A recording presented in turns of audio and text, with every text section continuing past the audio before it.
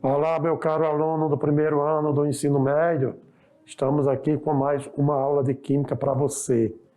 E se liga aí, porque a nossa aula hoje é sobre ligação química, olha só, covalente parte 2, ou seja, continuação do conteúdo que abordamos sobre ligação iônica e tal. Aqui é o professor Almeida, tá certo? E você, espero que fique à vontade com relação a esta aula para que você possa entender da melhor maneira possível. Procurarei explicar com clareza para que você tenha um sucesso nessa aula, tá bom? Vamos lá então, olha só. Ligação química covalente parte 2, tá bom? Você já viu a primeira parte da ligação covalente e agora vamos partir para a parte 2. Aqui nós temos os casos especiais de ligação covalente. E nós temos também expansão e contração do octeto. Meu caro aluno, não fique preocupado. Nós vimos na aula anterior as ligações normais, tá bom? Covalente, quer dizer, aquelas ligações que ocorrem por emparelhamento de elétrons. Aqui não existe o cátion, não existe o ânion. Aqui é apenas compartilhando, tá certo? E nesse caso, vendo detalhadamente os casos especiais de ligação covalente e a expansão e contração do octeto, siga o seguinte: a habilidade desta aula é para compreender e identificar o tipo de ligação química que ocorre entre átomos, entre moléculas e também íons. Portanto, agora, nos casos especiais de ligações covalentes, lembrem bem, existem casos especiais de ligações covalentes em que o par de elétrons compartilhado ele é proveniente apenas de um dos átomos que já está estável. Ou seja, antigamente era chamada de ligação dativa e hoje simplesmente chamada de ligação coordenada. Então você pega qualquer livro de química e muitas vezes você vai encontrar lá, dependendo da edição, ligação coordenada dativa. Mas atualmente é somente ligação coordenada. O que está dizendo aqui? Que depois que um átomo ele completa o seu octeto, ele fez ligações comuns emparelhando elétrons, então sobra na eletrosfera dele par de elétrons que não foram utilizados, que não foram emparelhados. Então são esses pares de elétrons que denominamos de ligação coordenada, né? Antigamente chamada de ligação dativa.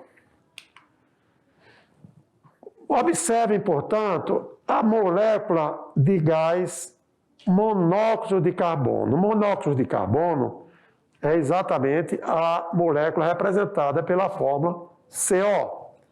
Olha só, a molécula de gás monóxido de carbono, cuja fórmula é CO, ela é constituída ou ela é formada pela união de apenas um átomo de carbono, o carbono com número atômico 6, tá bom? E um átomo de oxigênio que tem número atômico 8. Veja só, quando você tem o carbono que faz a sua distribuição eletrônica, observem que o carbono tem 4 elétrons na última camada. Primeira camada K, 2, camada L, 4. E aí, para o octeto, ele precisa de 4 elétrons para se estabilizar, igualando ao gás nobre neônio, que tem 8 elétrons. Tudo bem? Até aí, olha, o carbono, ele tem sempre 4 elétrons na última camada. No entanto, o oxigênio, que tem número atômico 8, então ele fazendo a distribuição eletrônica, observamos que ele tem 6 elétrons na última camada.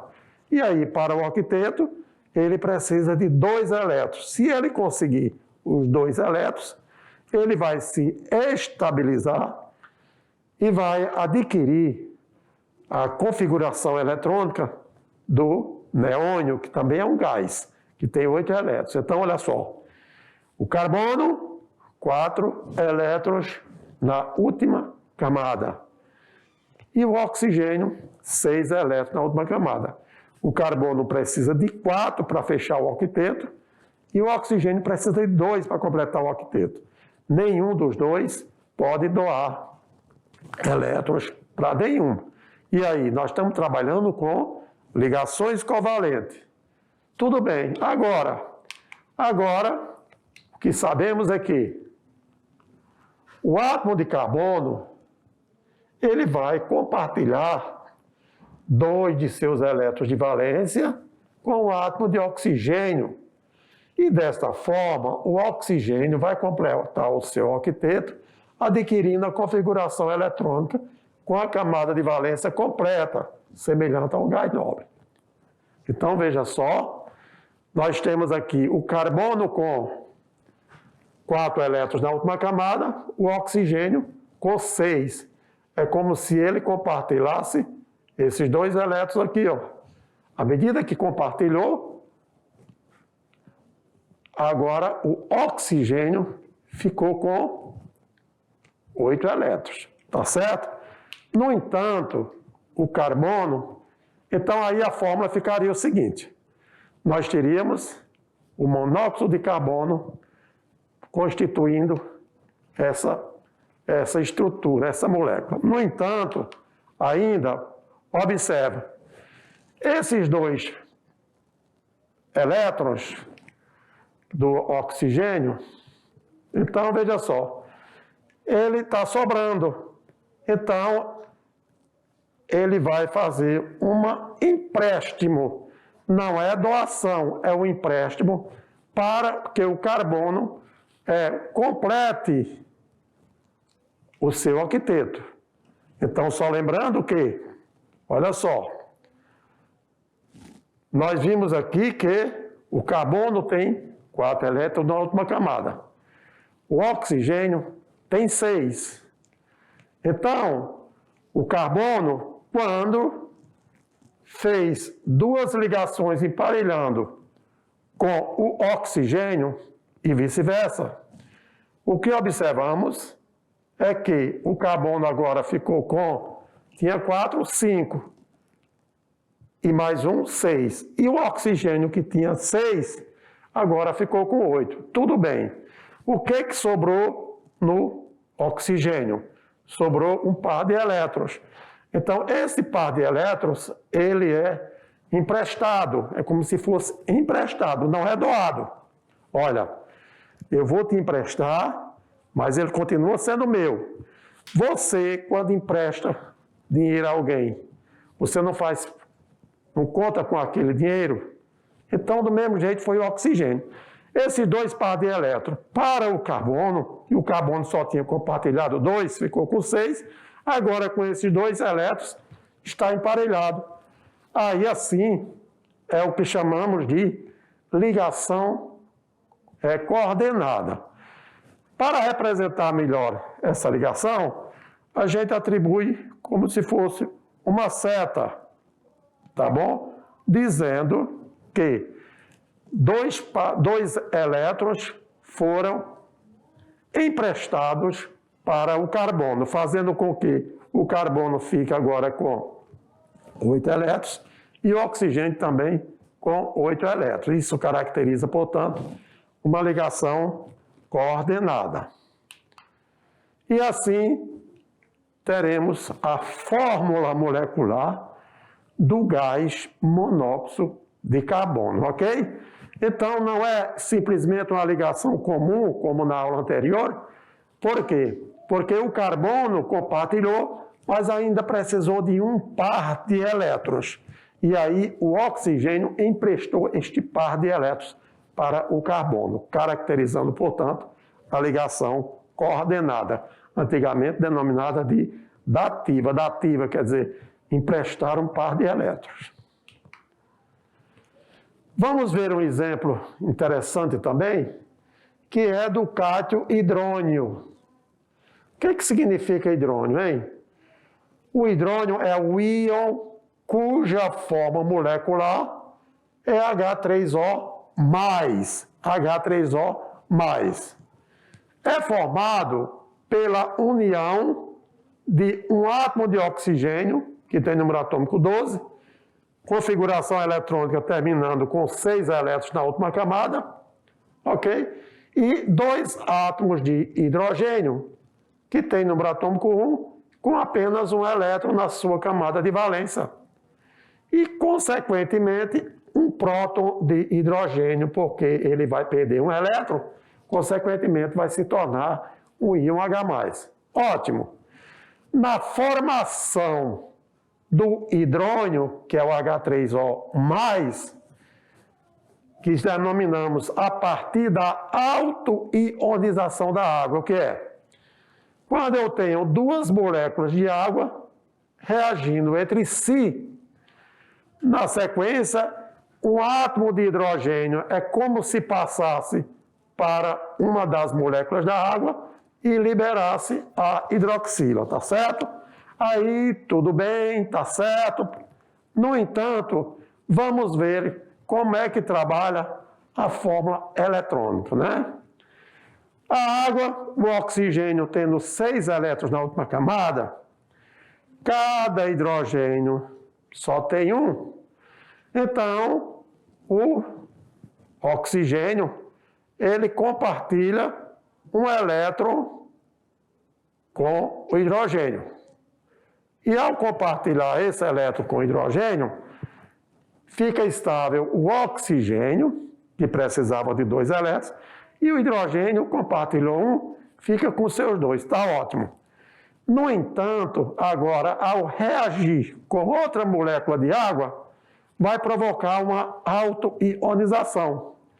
Sendo assim, o hidrogênio da segunda molécula de água, ele vem para se ligar ao oxigênio da primeira, no entanto, ele perdendo o elétron, ele vai ficar com carga positiva.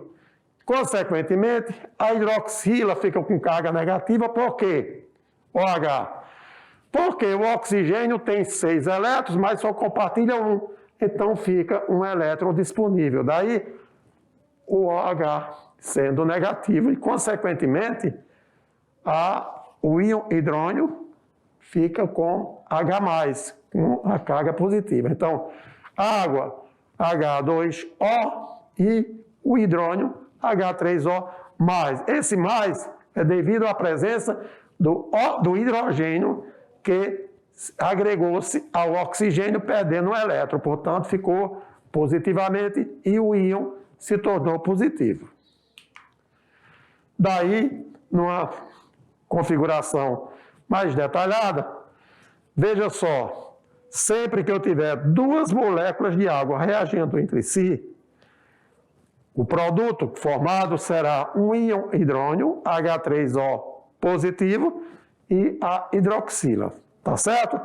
Para mostrar a vocês que na formação desses compostos, nós temos apenas ligações covalentes, só que são casos especiais, onde elétrons estão sendo, digamos assim, disponíveis num determinado composto. Portanto, através da ligação coordenada. Com relação à molécula do ozônio. Com relação à molécula do ozônio, aqui é tranquilo. O que acontece? São 3 átomos de oxigênio, o oxigênio tem número atômico 8, e cada oxigênio tem 6 elétrons na sua camada de valência. Ótimo.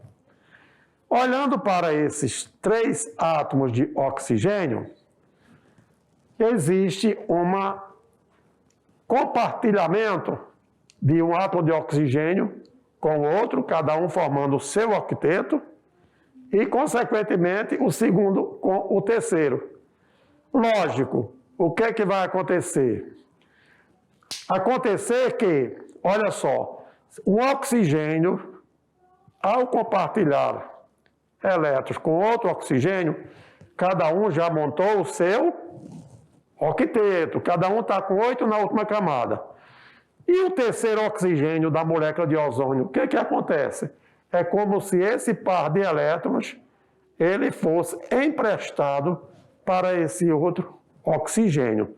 Assim sendo, caracteriza duas ligações covalentes comuns e uma covalente coordenada, tá bom? Para que pudesse caracterizar a fórmula molecular do ozônio, que é exatamente O3, tá certo? São 3 átomos de oxigênio, representando uma molécula da substância simples gás ozônio. Tudo bem? É verdade que o composto se formou, mas nós precisamos aí entender que para isso aconteceu 2 ligações covalentes comuns e uma ligação covalente dativa. Prosseguindo assim, vamos ver a outra, o que denominamos de casos especiais, que é o que acontece com a expansão do octeto. O que é a expansão do octeto? Olha lá. A regra do octeto é uma ferramenta útil para a determinação teórica da fórmula dos compostos mais comuns formada por elementos representativos. Vocês lembram quais são os elementos representativos? Aqueles do grupo lá, do grupo A. E assim, no entanto, a teoria do octeto não nos ajuda a encontrar a fórmula de todos os compostos. Existem, portanto, exceções a essa regra. Sendo assim, vamos ver. A expansão do octeto ocorre exclusivamente com elementos químicos situados a partir do terceiro período da tabela periódica, como exemplo, o enxofre. Se você olhar o enxofre, ele está, símbolo S, na família 6A da tabela periódica.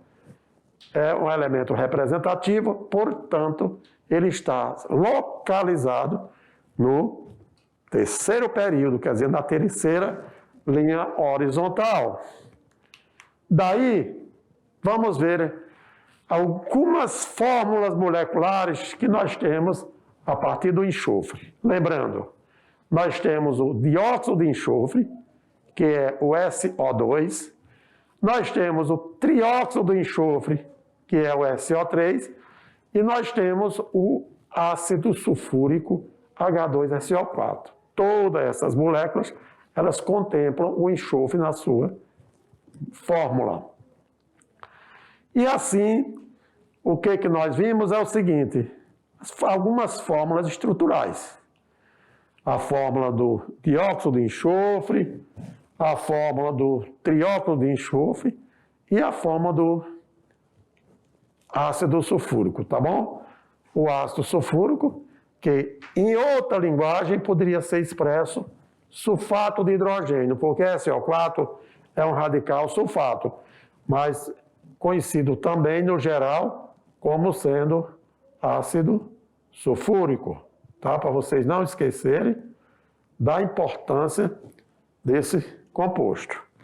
E assim, o sulfato de hidrogênio ou ácido sulfúrico, lembrando que o enxofre tem número atômico 16, quando realizamos a sua distribuição eletrônica, obtemos um S2, 2S2, 2P6, 3S2, 3P6, quer dizer, nós temos 6 elétrons na última camada. Veja bem, ele está exatamente na família 6A e ele é um calcogênio. Vocês viram o nome dos elementos químicos, o nome especial da família dos elementos químicos. Então, olha só. O S, que é o enxofre, ele tem 6 elétrons na última camada, ele precisa de 2. Então, ele adquire estabilidade compartilhando seus 6 elétrons de valência com apenas 4 de oxigênio. Olha aí, o oxigênio ele tem número atômico 8 e sua configuração eletrônica é concluindo 2s2, 2p4, ou seja, 6 elétrons por camada. Se você observar, tanto o enxofre como o oxigênio, eles têm 6 elétrons na última camada. E aí, os átomos de oxigênio, eles adquirem o octeto, porém, o enxofre não, pois ele fica com 12 elétrons na camada de valência, quer dizer, havendo uma expansão. Se você observar, olha aí, o enxofre adquire estabilidade compartilhando 6 elétrons com 4 átomos de oxigênio. Então, significa dizer que o oxigênio ele vai adquirir o octeto dele numa boa. Porém, o enxofre ele vai ficar com sobrecarga de elétrons na camada de valência. Sendo assim, no dióxido de enxofre, o SO2, o enxofre adquire estabilidade compartilhando 4 elétrons de valência com 2 átomos de oxigênio. Veja só como se comporta a estrutura nesse caso. O oxigênio e o enxofre, cada um tem 6 elétrons na camada de valência, que é a última camada. No entanto, o composto que se quer formar é o SO2, 2 átomos de oxigênio e apenas um átomo de enxofre. Como vai fazer então? E aí, o que acontece? Está havendo um átomo de oxigênio com um de enxofre, um compartilhamento de 2 elétrons de cada. Neste caso, o enxofre, ele se estabilizou com 8 e o oxigênio com 8. Então, quem pode agora oferecer par de elétrons para o segundo oxigênio? É o enxofre. Então, o enxofre, o oxigênio, ele é mais eletronegativo. Ele tem maior tendência de ganhar elétron do que o enxofre. Portanto, o oxigênio vai precisar de um par de elétrons. E é exatamente esse par de elétrons que vai representar uma ligação covalente coordenada, caracterizando aí o composto dióxido de oxigênio, tá certo? O enxofre só vai emprestar o par de elétrons para o segundo oxigênio, porque ele já está completamente estabilizado. Então, assim sendo, ele empresta o par de elétrons, e esse par de elétrons é o que caracteriza uma ligação covalente.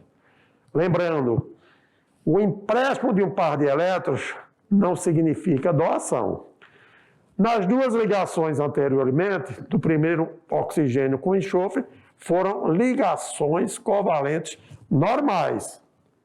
Somente a com o segundo oxigênio é que caracterizou a ligação covalente dativa, tá certo?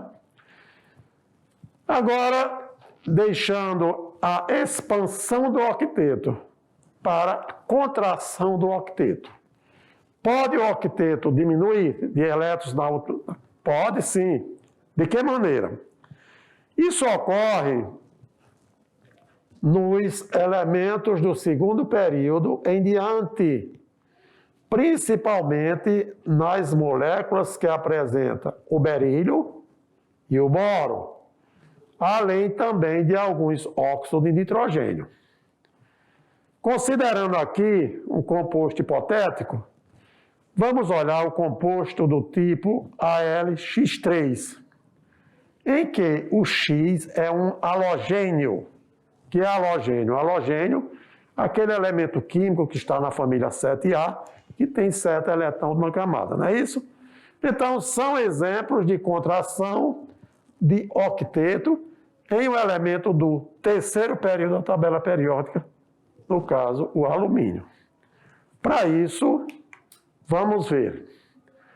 É necessário que, diante dessas anormalidades que nós chamamos, que são exatamente os casos especiais, meu caro aluno, entendamos alguns termos que vai ajudar você a entender melhor o raciocínio do que nós estamos explicando aqui. Tá certo? Então, trata-se, portanto, da carga formal de um átomo. O que significa carga formal de um átomo, no geral? Então, nós estamos aqui preocupados com a camada de valência dos átomos, né? Com relação a completar os seus elétrons na formação do octeto. Para quê? Para que ele se assemelhe cada vez mais aos gases nobres. Sendo assim, a carga formal de um átomo é a carga que o átomo teria se as ligações fossem perfeitamente covalentes e o átomo tivesse exatamente a metade dos elétrons compartilhados nas ligações. Conclusão. Então, vamos pensar aqui o seguinte.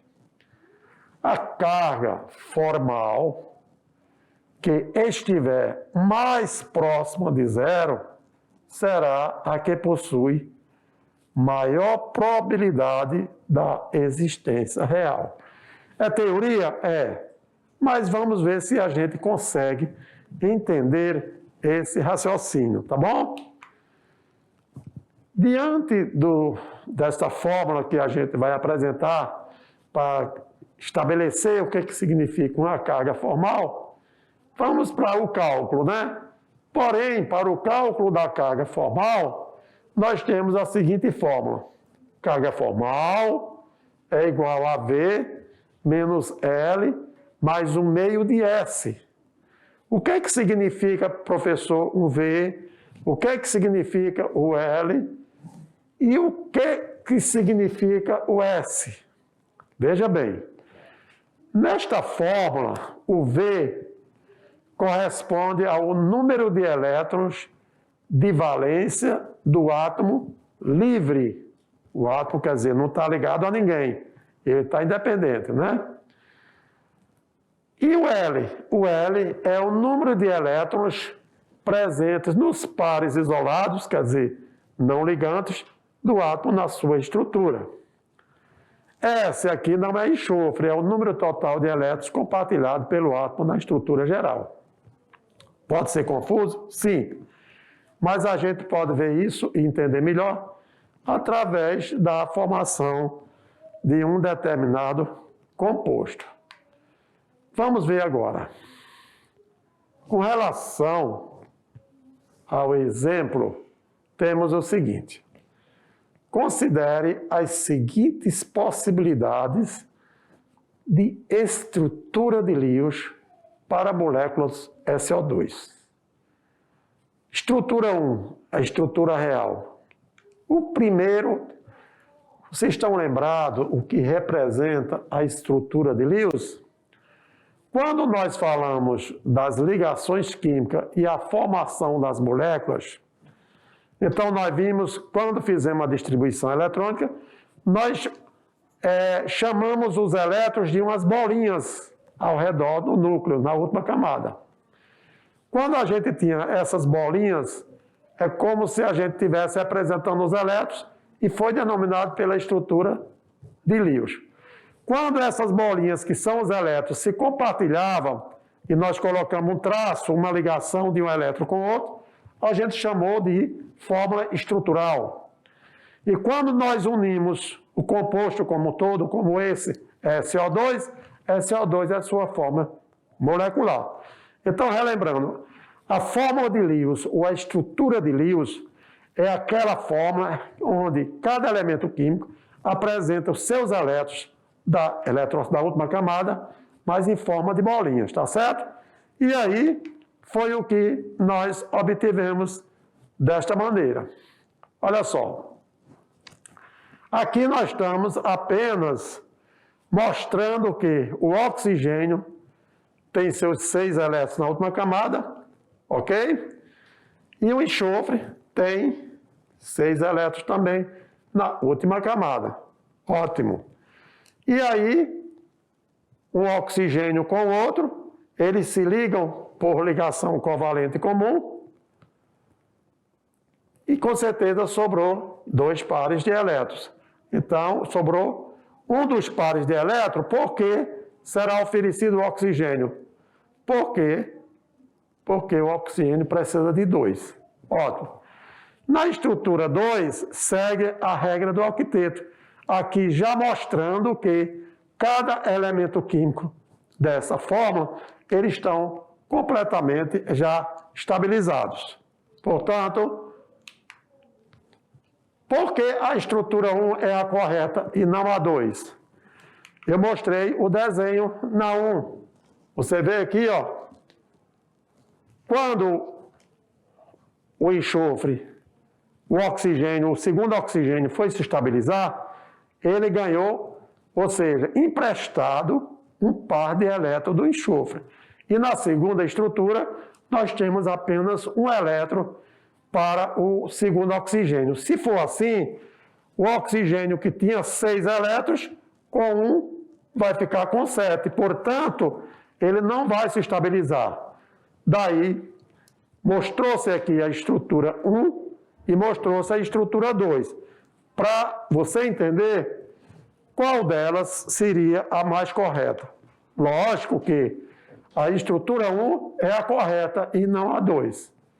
A carga formal continua sendo V igual a V menos L mais o meio de S. Olha, se há duas ou mais estruturas de líons possíveis para uma molécula ou íon, a estrutura que possui maior probabilidade de existência real é a que apresenta a menor energia possível, ou seja, aquela que a carga formal dos átomos esteja mais próxima de zero.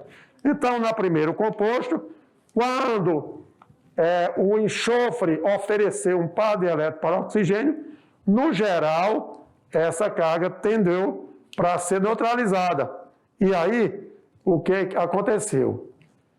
Que a estrutura que possui maior probabilidade de existência real é a que apresenta a menor energia possível, ou seja, aquela que a carga formal dos átomos esteja mais próxima de zero. Vocês sabem que os gases nobres, a carga formal é praticamente zero. Por quê? Porque ele não precisa mais se ligar com ninguém. Então, eles estão estáveis. E essa foi a vontade do enxofre em relação ao oxigênio, fazer com que ambos atingissem o seu octeto. Ok? Portanto, o oxigênio V igual a 6 elétrons na última camada de valência, o enxofre 6 também na camada de valência. Na estrutura 1, o L do oxigênio é 4, o S é 4 e a carga formal, digamos assim, estaria exatamente igual a zero. Para o enxofre, também, no caso da primeira estrutura, tornou-se que o L igual a 2, os elétrons não ligantes, o S, os elétrons compartilhados foram 8, e a carga formal foi igual a zero. Para o oxigênio, o L, que são os elétrons não ligantes, foi igual a 4. O S, 4 elétrons compartilhados, consequentemente, a carga formal ficando zero, justificando, portanto, a teoria da carga formal que existe num determinado composto.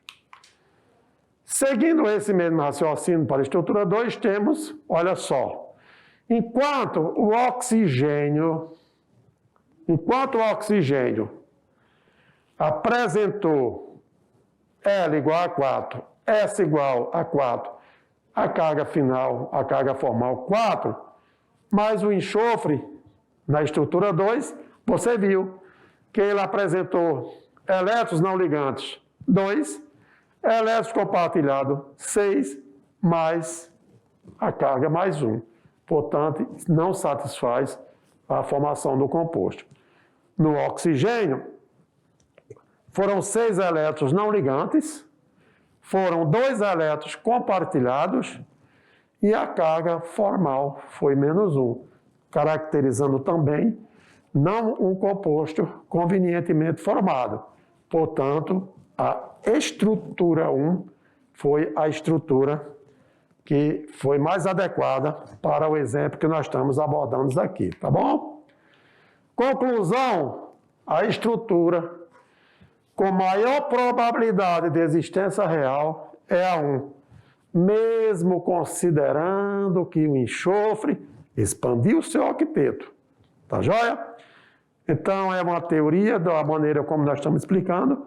Vocês deem uma lida, pessoal. Interpreta direitinho aqui o que nós estamos abordando, que com certeza você vai ter um final feliz. E agora, nada melhor do que partiremos para um aprender fazendo, porque aí você vai ficar cada vez mais seguro do que estamos abordando. No exemplo 2 aqui, nós temos o seguinte: de acordo com as ligações químicas formadas entre as espécies químicas NaClO4, SO2, SO3 e H3O, o hidrônio, podemos afirmar corretamente que para essas moléculas de íons, sendo dados para o hidrogênio, o oxigênio, sódio, enxofre e cloro, as informações necessárias, afirmamos que, letra A, somente os íons SO3, 2- possuem ligação dupla. Letra B, tanto o íon hidrônio quanto o íon SO3, 2- possuem ligação do tipo coordenada. Letra C, o sal NaClO4 apresenta apenas ligação covalente. Letra D, o íon hidrônio apresenta uma ligação com caráter predominantemente iônico. Letra E, o íon SO3, 2-, a carga -2 indica a existência de duas ligações iônicas. Uma vez, meu caro aluno, você já aprendeu lá sobre a ligação iônica, né? A ligação covalente normais. E agora, diante das ligações coordenadas, qual seria a alternativa correta para essa questão? Vamos lá, então? Se diz que tanto o íon hidrônio H3O+, quanto o SO3 produz ligação do tipo coordenada. O que é a ligação coordenada? Vocês viram nos exemplos. É quando, uma vez o átomo já estabilizado com o seu octeto, então sobra par de elétrons e ele empresta em forma de empréstimo para o átomo que está carente de 2 elétrons.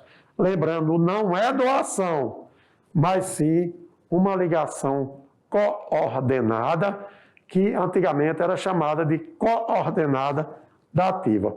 Vamos ver melhor agora no comentário? Veja bem, a formação do hidrônio. Então, nós vimos aqui, ó, a água mais o cátion, o hidrogênio, formando, que é o H3O+. Ótimo. Se você olhar na estrutura, o oxigênio com 6 elétrons na última camada, ele já está precisando de 2. Então, ele compartilhou um elétron com cada hidrogênio. No entanto, ele precisou, para o outro hidrogênio, ele foi emprestar um par de elétrons e daí caracterizou, portanto, a ligação conhecida como ligação coordenada. Ok? Então, meu caro aluno, só lembrando aqui que o que nós vimos aqui foi casos especiais. Foram casos esporádicos, digamos assim, que acontece na formação dos compostos. Nem sempre nós temos as ligações iônicas, mas nós temos a ligação covalente e nem sempre elas são normais. Por quê? Porque vocês aprenderam agora sobre a ligação coordenada, beleza? Fique ligado, porque faremos uma revisão de conteúdo para que você seja sucedido na atividade de sala. Vai lá?